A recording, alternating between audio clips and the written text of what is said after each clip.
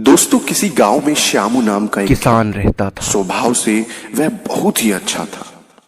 उसका एक खेत था जो बहुत छोटा सा था, जिस कारण उसके परिवार की गुजर बसर बहुत ही मुश्किल से हो पाती थी। श्यामू अपने खेत में मन लगाकर काम करता, लेकिन खेत छोटा होने के कारण काम कुछ ही घंटों में खत्म हो जाता था। उसके बाद वह खाली ही रहता था। काम के बाद का खाली समय श्यामू को बिताना भारी पड़ता था।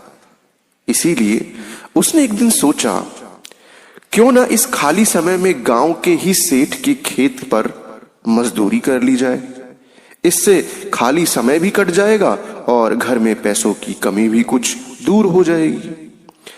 अब गांव के सेठ जी बड़े भले इंसान थे। श्यामू जब उनसे काम मांगने गया तो सेठ जी ने कहा, तुम्हें मेरे खेतों पर मजदूरी करने की जरूरत नहीं है। आज से मैं पूरे खेत की जिम्मेदारी तुमको देता हूं। जो भी फसल होगी आधा मुझे दे देना और आधा तुम ले जाना। सेठ जी के इस भले व्यवहार से श्यामू बड़ा खुश हुआ और अगले ही दिन उसके खेत पर काम करना शुरू कर दिया। अब वह प्रतिदिन सुबह सबसे पहले अपने खेत का काम खत्म करता और सेठ जी के खेत में काम करने चला जाता। अब एक दिन की बात है, दोपहर को जब श्यामू सेठ जी के खेत में हल चला रहा था, उसी वक्त उसका पैर किसी सख्त चीज से टकराया।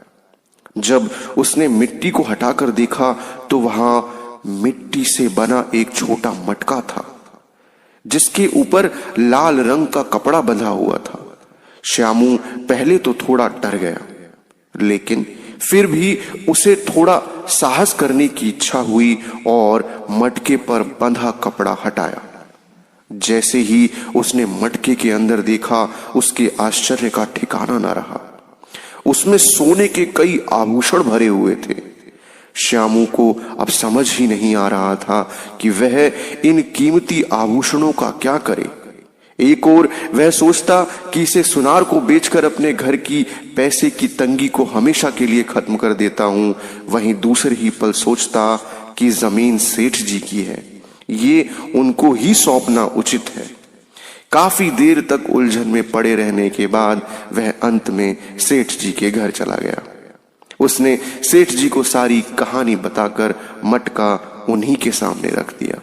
मिट्टी का वह मटका देखकर सेठ जी उसे पहचान गए और बोले, ये मेरी दादी के आभूषण हैं।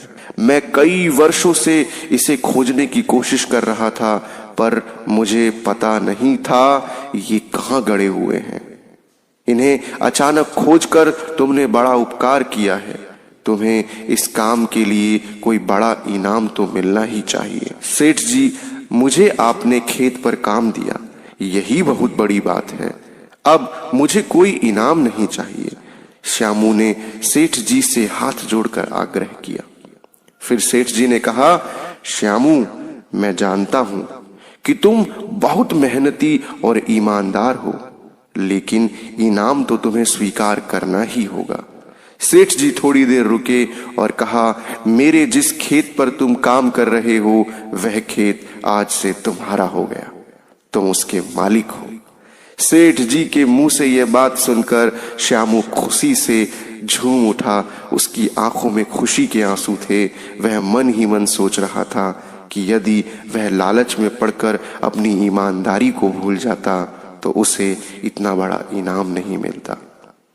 तो प्यारे साथियों, ईमानदारी सबसे अच्छी नीति है।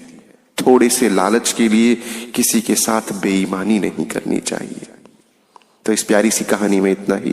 मिलते हैं एक और नई एवं शानदार कहानी में। तब